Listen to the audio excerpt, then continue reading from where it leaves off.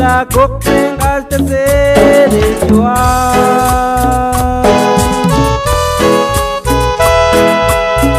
Saeb lakok pang seglejuan.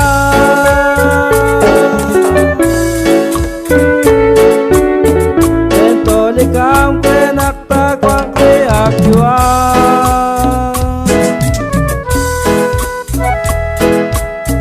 Saeb lakok cocok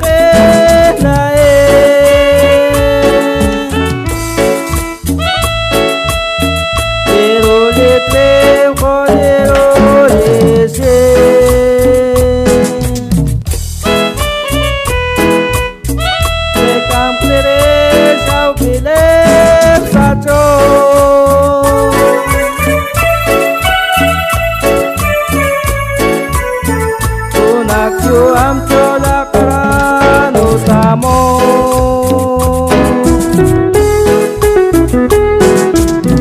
sakit tau cengkot pangkat jual.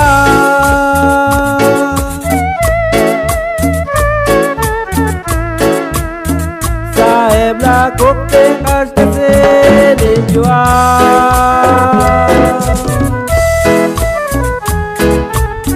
Saeb lakok pang seglejuan.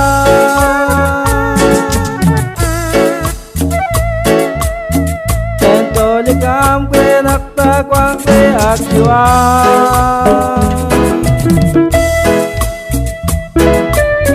Saeb lakok cocok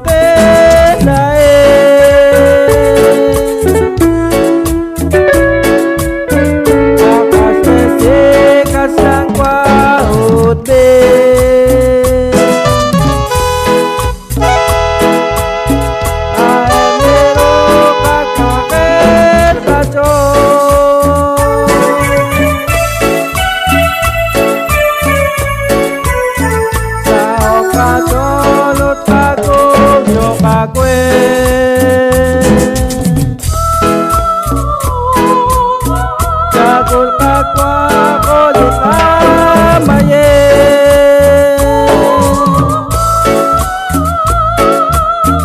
Saeb lakok ting hasta serisuan.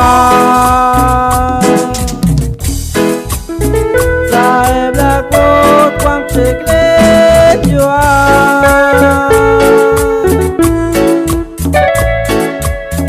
Entolikam kenak takwang keakjuan.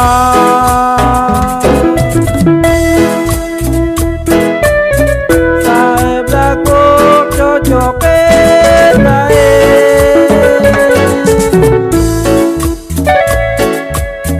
likas lang kwaot libenae.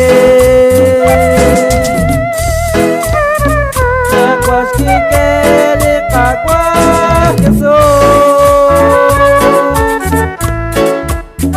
Antun mangsa kalsacie santilme.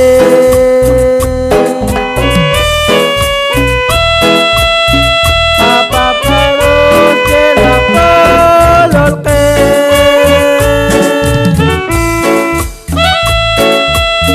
Saeb lakok ting hasta serisuan.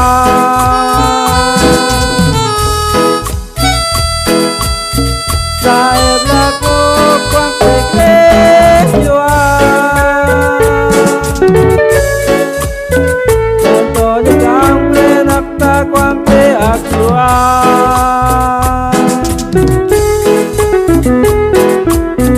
Saeb lakok cocok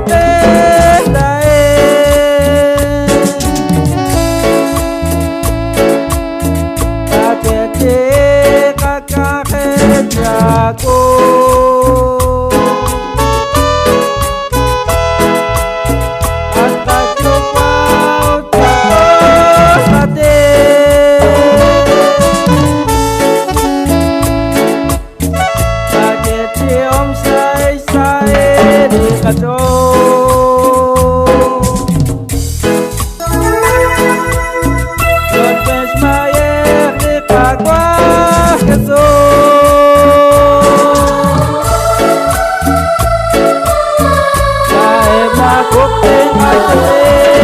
berjuang